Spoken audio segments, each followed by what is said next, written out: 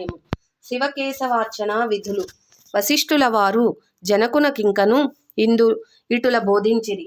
రాజా, కార్తీక మాసము గురించి దాని మహాత్మ్యమును గురించి ఎంత వినినను తనివి తీరదు.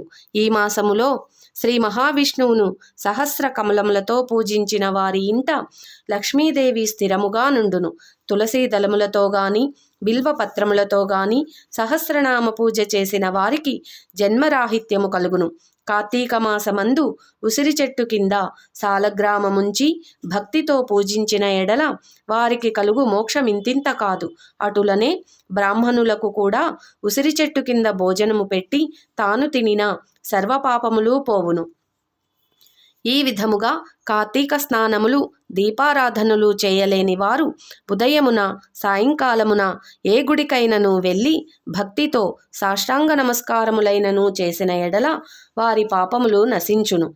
సంపత్తి గలవారు శివకేశవుల ఆలయములకు వెళ్ళి భక్తితో దేవతార్చన హోమాదులు దాన ధర్మములు చేసినచో అశ్వమేధము చేసినంత ఫలము దక్కుటయే కాక వారి పితృదేవతలకు కూడా వైకుంఠ ప్రాప్తి కలుగును.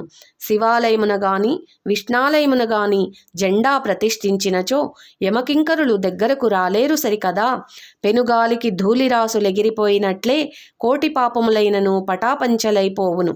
ఈ కార్తీక మాసములో తులసికోట వద్ద ఆవు పేడతో అలికి వరిపిండితో శంఖచక్ర ఆకారములు గల ముగ్గులు పెట్టి నువ్వులు ధాన్యము పోసి వానిపై ప్రమిద నుంచి నిండా నువ్వుల నూనె పోసి వత్తిని వేసి వెలిగించవలెను. ఈ దీపము రాత్రింబవళ్ళు ఆరకుండా ఉండవలెను. దీనినే నందాదీపమందురు. ఈ విధముగా చేసి నైవేద్యమిడి కార్తీక పురాణమును చదువుచుండిన ఎడల హరిహరులు సంతసించి కైవల్యము సొంగదెరు. అటులనే కార్తీక మాసములో ఈశ్వరుణ్ణి జిల్లేడు పూలతో అర్చించిన ఆయుర్వృద్ధి కలుగును. సాలగ్రామమునకు ప్రతినిత్యము గంధము పట్టించి తులసీదళములతో పూజించవలెను. ఏ మనుజుడు ధనము బలము కలిగియూ కార్తీక మాసమందు పూజాదులను సలపడో ఆ మానవుడు మరుజన్మలో సునకమై తిండి దొరకక ఇంటింటా తిరిగి కర్రలతో దెబ్బలు తింటూ నీచస్థితిలో చచ్చును.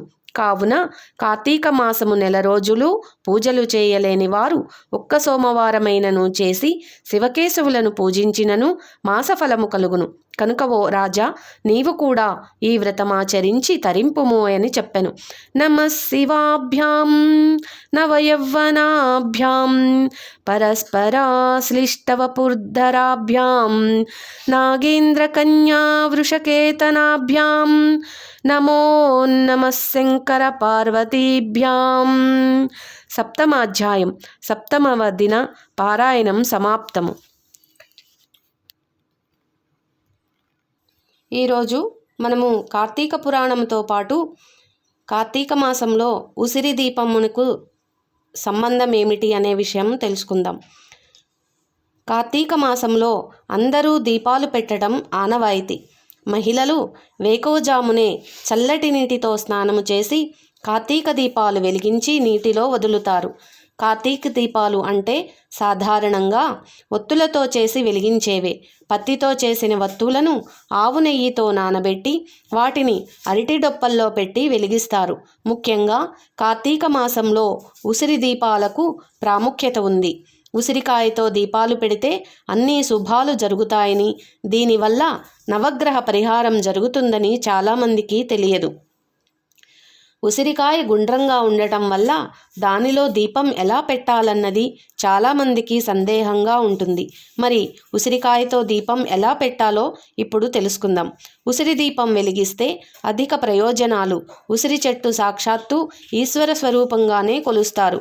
శివకేశవులతో పాటు బ్రహ్మ సకల దేవతతో ఉసిరి చెట్టులో కొలువయ్యుంటారని చెబుతారు. మరీ ముఖ్యంగా దశమి, ఏకాదశి, సోమవారం, పౌర్ణమి తిథుల్లో ఉసిరి చెట్టు కింద దీపాలు వెలిగిస్తారు.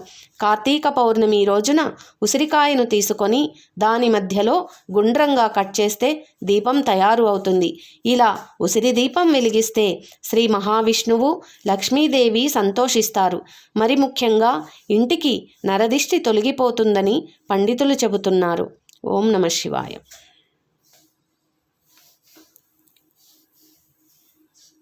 మనము చాలు 14 లోకాలు, భువనలోకాలు అని వినే ఉంటాం కదా. ఇప్పుడు వాటి గురించి తెలుసుకుందాం.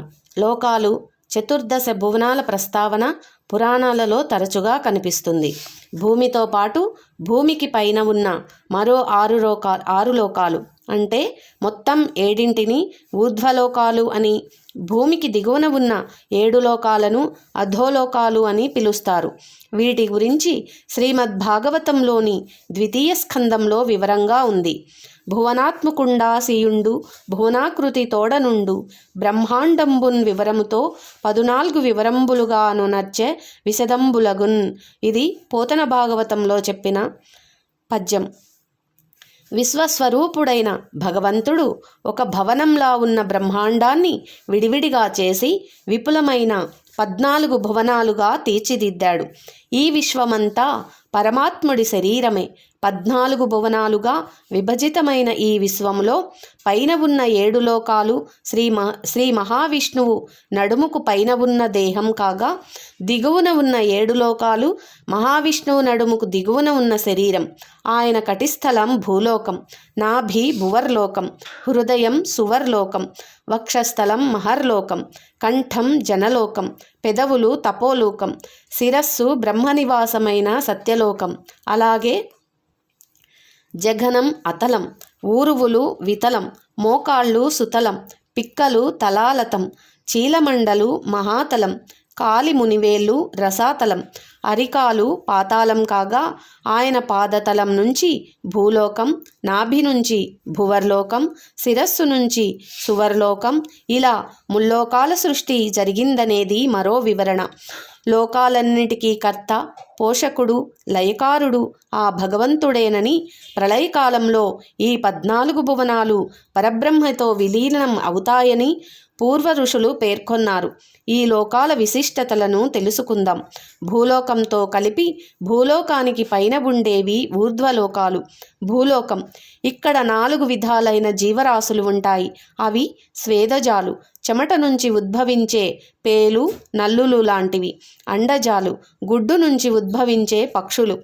జరాయుజాలు, మానవ పశుగర్భాల నుంచి పుట్టే మనుషులు, పశువులు. ఉద్భజాలు, మొక్కలు, చెట్లు. భువర్లోకం, ఇది భూలోకానికి పైన ఉంటుంది. సూర్యుడు, చంద్రుడు, గ్రహాలు, నక్షత్రాలు, సూక్ష్మ శరీరంలో ఉండే కింపురుషులు, కిన్నెరులు, విద్యాధరులు లాంటి జాతుల వారు ఉంటారు. సువర్లోకం, ఇది భువర్లోకం పైన ఉంటుంది. దీన్ని స్వర్గలోకం లేదా సువహ్లోకం అని కూడా అంటారు. ఇంద్రాది దిక్పాలకులు, మహర్షులు, గంధర్వులు, అప్సరసలు ఉంటారు. వారు కోరుకున్న రూపాన్ని పొందగలిగే సామర్థ్యం కలిగిన వారు. వారికి ఆకలి దప్పులు, శరీర దుర్గంధం, వృద్ధాప్యం లాంటివి ఉండవు. మహర్లోకం, ఇది సువర్లోకానికి పైన ఉంటుంది. దేవతలు తపస్సు చేసే లోకం ఇది. స్వర్గంలో దేవతలు అనుభవించే దివ్య సుఖాలను ఇక్కడ తాపసులు తమ తపస్సు ద్వారా సంపూర్ణంగా అనుభవిస్తూ ఉంటారు. జనోలోకం, దీన్నే సత్యలోకం అని కూడా అంటారు. ఇది మహర్లోకానికి పైన ఉంటుంది.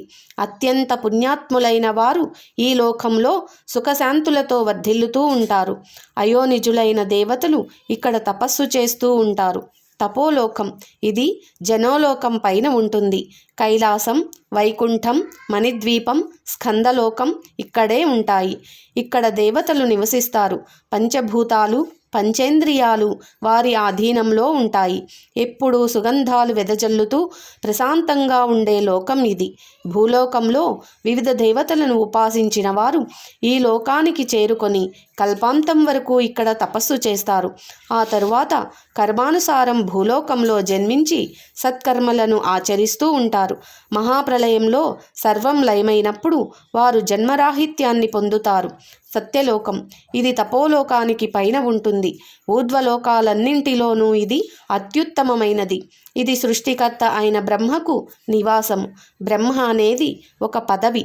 అనేకానేక కల్పాలకు ఒకరు ఈ పదవిని అధిష్ఠిస్తారు.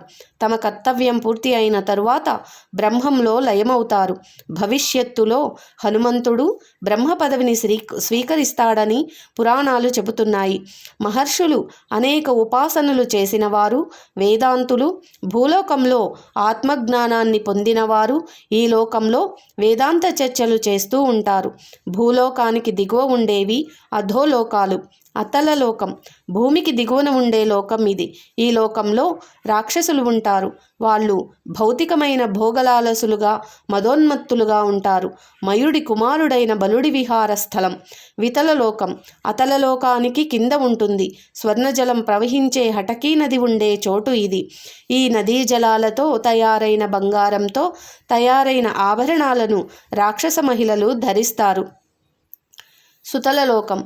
వితలలోకానికి అడుగున ఉండే ఈ లోకంలోనే సప్త చిరంజీవులలో ఒకరైన బలిచక్రవర్తి ఉంటాడు. ఆయన నిత్యం విష్ణువును ధ్యానిస్తూ ఇంద్రుడిని మించిన భోగాలను అనుభవిస్తూ సుతలలోకాన్ని పాలిస్తాడు. తలాలతలలోకం. ఇది సుతలానికి కింద ఉంటుంది. మాయావులైన రాక్షసులతో పాటు దానవ శిల్పిమయుడు, మహాశివుడు సంహరించిన త్రిపురాసురులనే రాక్షస రాజులు ఇక్కడ ఉంటారు. మహాతలం. గరుత్మంతుడి సవితి తల్లి కద్రువపుత్రులైన వేలాది శిరస్సులు కలిగిన సర్పాలు అంటే కాద్రవేయులు సకుటుంబంగా ఇక్కడ నివసిస్తారు. వారు మహాబలవంతులు, కోరిన రూపం ధరించగలిగేవారు. ఈ లోకం తలాతల కింద ఉంటుంది. రసాతల లోకం. మహాతలానికి దిగువన ఉండే రసాతల లోకం నివాత కవచులు, కాలకేయులు తదితర రాక్షసులకు నివాస స్థలం. వీరందరూ అత్యంత సాహసవంతులైన రాక్షస ప్రముఖులు. పాతాళలోకం. రసాతల లోకానికి కింద ఉండే పాతాళమే నాగలోకం. మహామునులతో ప్రకాశిస్తూ ఉండే పాతాళంలో నాగలోకాధిపతి వాసుకి, ఆదిశేషుడితో సహా సమస్త సర్పజాతి నివసిస్తూ ఉంటుంది. ఓం నమః శివాయ. ఈరోజు తెలుసుకున్నట్టే రేపు ఇంకొక దాని గురించి తెలుసుకునేందుకు ప్రయత్నిద్దాం. ఓం నమః శివాయ.